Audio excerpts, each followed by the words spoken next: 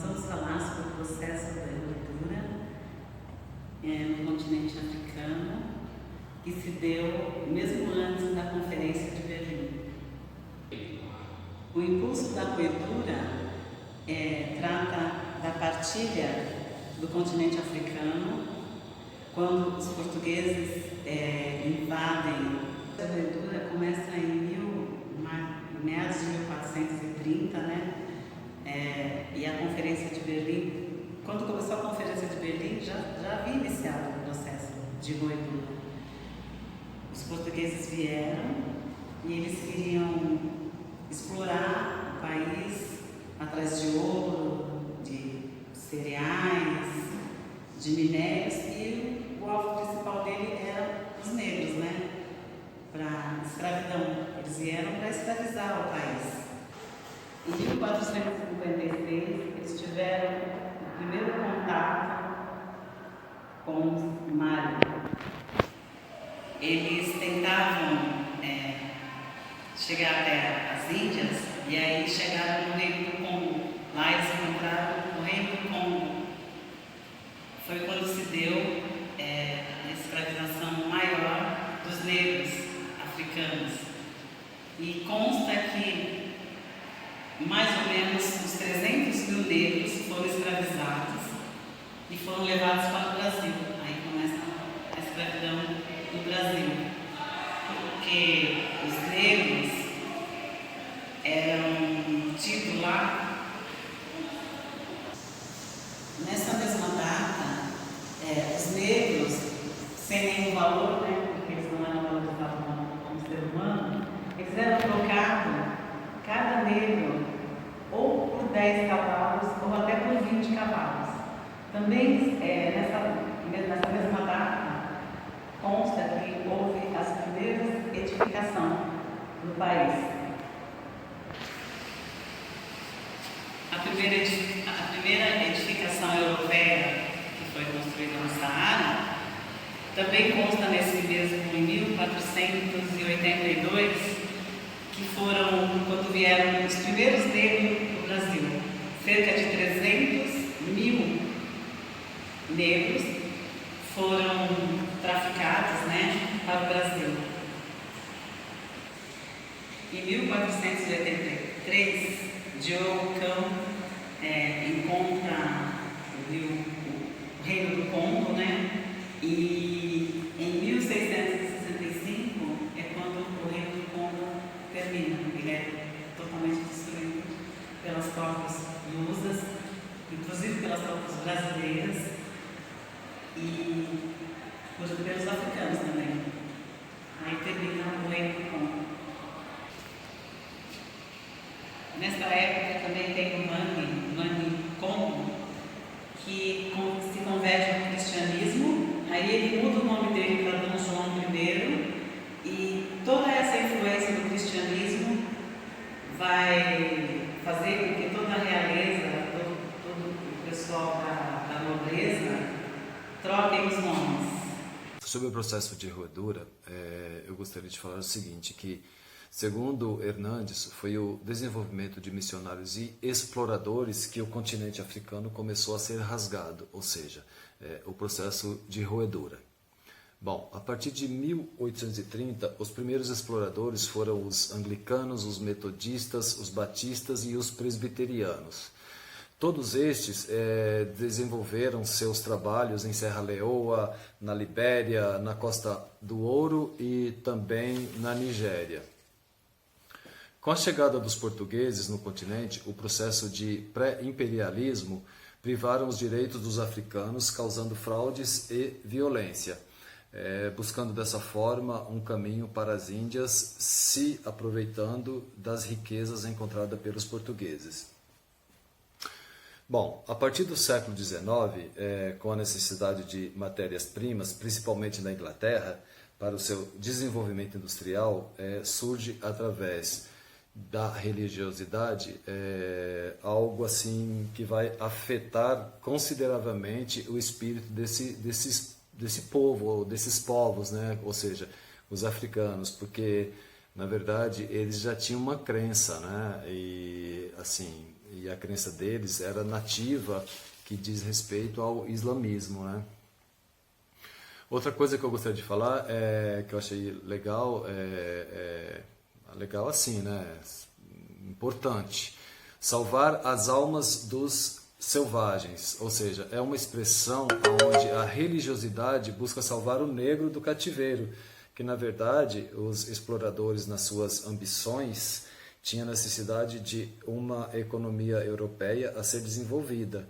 E no caso, o continente africano tinha assim os recursos suficientes, os recursos minerais, para oferecer para estes exploradores, que no caso eles perceberam que a mão de obra para, no caso, explorar era bastante eficiente, e o que na verdade legitimou a exploração do continente africano foi a busca contínua de matéria-prima pela Inglaterra e França no fim dos séculos XVIII e XIX por causa dos interesses comerciais. Ou seja, tanto a Inglaterra quanto a França, eles tinham bastante interesse assim no que diz respeito ao desenvolvimento dos seus países, né? Então, por isso é que eles estrategicamente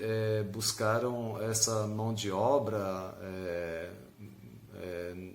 no caso aí dos africanos, e ainda por cima através da religiosidade. Ou seja, então quer dizer que essa parte religiosa ela sempre está em conjunto com a questão do mercantilismo, do capitalismo, enfim. Eu estou aqui para falar sobre a época desde o século V, antes de Cristo, na época de Heródoto. Desde aquela época já havia um certo preconceito com relação ao continente africano. Esse conceito ele foi se enraizando cada vez mais. E a partir do século XV também continuou esse processo do estranhamento do europeu com relação ao africano, aos povos do continente africano. Quando foi a época das grandes navegações e depois, posteriormente, o mercantilismo, continuou da mesma forma, já aquela cultura enraizada europeia, ela só foi crescendo, aumentando cada vez mais. Chegando no século XIX, na época do imperialismo, também continuou da mesma forma esse processo de estranhamento com os povos africanos por parte do europeu, que ele tinha uma certa distância, reclamava do biotipo, do físico. Nessa época do século XIX, a Igreja Católica, com as encíclicas papais, também apoiavam os europeus contra os africanos. Para os africanos, ela condenava a escravidão eterna. E também para aqueles que não eram seguidores da sua doutrina, considerados como pagãos. E também os maometanos. Na época do imperialismo, com o rei belga, que deu a Conferência de Berlim, também ocorreu o mesmo processo de estranhamento com os povos africanos. O que eles fizeram? Eles precisavam de uma desculpa para invadir o continente alheio, para a exploração. Então eles falaram que era o fardo do homem branco, que eles iam lá para levar evolução, ciência, conhecimento para os povos de lá, que eram povos primitivos, povos sem conhecimento. E desde aquela época, do século V a.C., com o estranhamento do europeu, até hoje é enraizado essa doutrina europeia, e tudo isso se deu através da escrita europeia, que vem perdurando essa cultura, esse comportamento desde lá, antigamente, no século V até hoje, através da escrita, esse poder. É exatamente por isso que muitas pessoas têm preconceito contra o negro, por causa dessa raiz essa escrita europeia que deu no continente europeu e passou para toda a humanidade. E como ocorreu, né? Ou por que ocorreu a partilha da África? Algumas empresas industrializadas, elas não tinham mais matéria-prima, elas não tinham mais mercado consumidor. Então elas precisavam da matéria-prima para estar dando continuidade no seu trabalho. Através disso, Otto Bismarck, ele criou uma conferência de Berlim, convocando alguns países para estar escolhendo um lugar para estar tendo uma dominação. Foi convocado 15 países. E eles escolheram a África. Ele tinha interesse na África. Foram até a África, conversaram com o seu líder, e o seu líder achou, né, desfavorável para aquela comunidade. E através dele achar desfavorável, houve um conflito, onde os países resolveram usar a força militar. Invadiram a África, compartilharam alguns terrenos, onde eles conseguiram, né, eles conseguiram ali aquelas obras-primas, e cada um ficou com uma parte para não haver conflito entre eles. Só que um dos maiores interesses era o rio onde dava acesso, né, ao interior do continente. E além de dar acesso ao interior do continente, eles usavam o rio como meio de transporte. E a meio de transporte, eles tinham muita obra natural, né, obra-prima ali natural, tinha esse favorável também. Então, através disso, houve, né, todo esse conflito, a África não ter aceitado, mas o país invadiu a África e deram continuidade a todo esse trabalho adquirindo a obra-prima daquele país.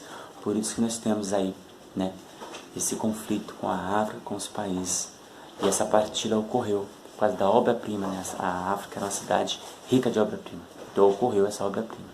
Esse foi um dos motivos que nós tivemos a partilha da África. Conquista e dominação de parte territórios da África pelos europeus, que é a África do Sul, aqui em cima.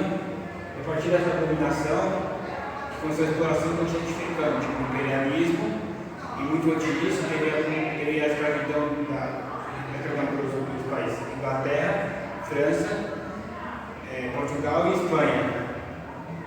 Então, esse mapa faz o levantamento, esse mapa foi feito em 1902, e ele mostra que, certo, a Etiópia e a Libéria, elas foram os únicos continentes que não foram invadidos pelos europeus. Vamos fazer uma análise aqui. Analisando aqui, vocês podem ver aqui, todo o continente africano, ele tem invasão por vários povos, né, europeus. Os alemães, os britânicos, os belgas, os italianos, os espanhóis e os portugueses, que de uma certa maneira eles invadiam esses territórios. E o que acontecia? Esses povos que viviam nas aldeias ao redor da África, eles foram perdendo um pouco sua identidade. E assim, houve uma colonização, e que essa colonização é assim, houve geração de pessoas, e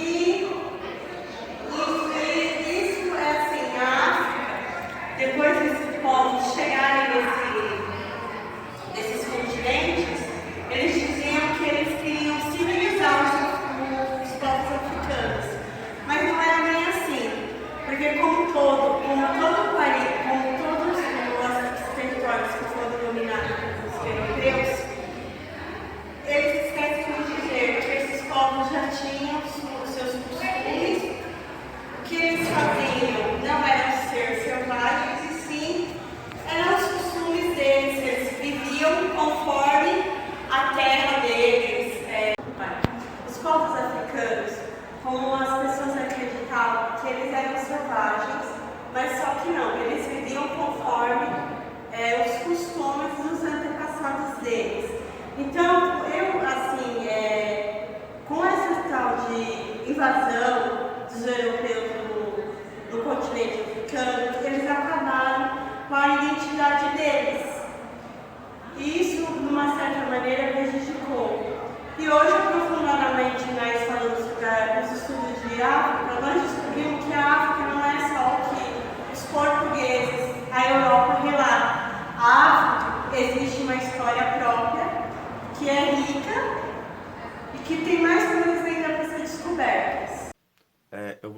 um pouco sobre a história da África na educação básica, até os anos de 1999 e 2000, de 2000 e 2002. História da África era tratada naqueles anos, naquele tempo, com um certo preconceito na educação básica. Era falado somente as coisas ruins da África, somente as coisas, vamos dizer, das trevas, quando se era falado.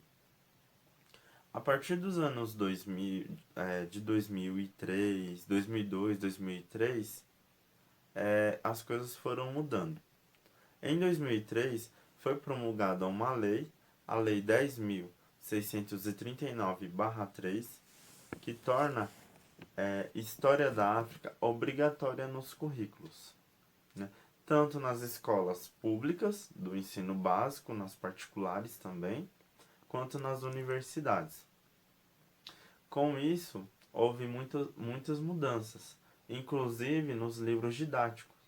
Se você fazer uma comparação, pegando um livro didático até os anos de 2003 e pegar um de 2005 para cá, você vai notar a diferença dos dois.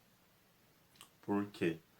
O livro até 2003, ele quase não se referia à África, ou o que ele falava era sobre as trevas, somente coisas ruins. E já para cá já fala um pouco sobre a cultura, sobre muitas coisas atuais também da África, né? Quando nós paramos para estudar a África, a gente também para estudar sobre nós. A nossa reunião hoje será a respeito do processo de roedura do continente africano e a Conferência de Berlim. E nós estamos aqui hoje para saber qual é a proposta que nós podemos trabalhar com os alunos. E eu gostaria de saber qual é o ano que a gente vai inicialmente começar a trabalhar com esse processo. Qual é a proposta que nós temos agora para apresentar? Então, nós vamos começar a trabalhar com as crianças com processo de roedura do agora. Nós escolhemos esse livro, Sociedade e Cidadania, do Alfredo Paulo, que é historiador, e a gente vai encontrar um processo de roedura na unidade.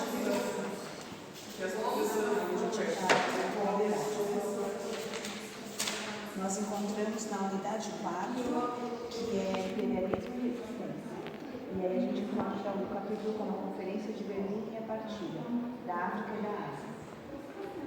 Sem ter o livro, qual mais material a gente poderia estar inserindo? Então, eu estava pensando em fazer um vídeo sobre a África e depois vou dividir por continentes como foram invadidos, né? Dividir por território, como foi a colonização. E o objetivo dos alunos fazerem mapas, dividindo como eles vão fazer, né? Então eles vão ter que marcar, por exemplo, os mapas sobre os países colonizados como a Alemanha, Grã-Bretanha, Portugal. A gente faz conclusões atrás.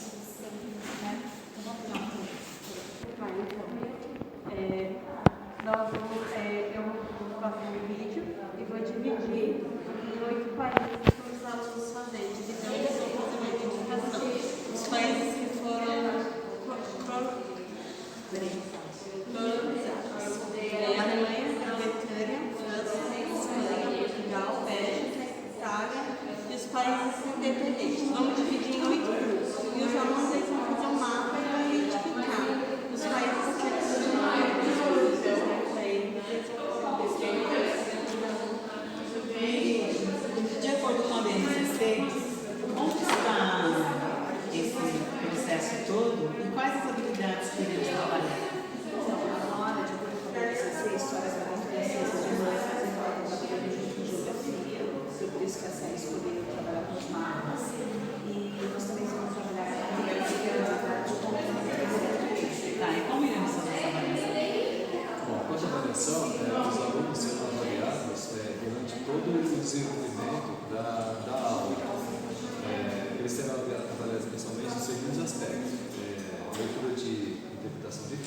mapa, vídeos, oralidades, debates em sala de aula. E ao final do processo, por conta do que a Célia falou, serão formados 8 grupos e eles apresentarão seminários e também deverão escrever um texto dissertativo, narrativo ou versos explicando e relacionando os conceitos estudados.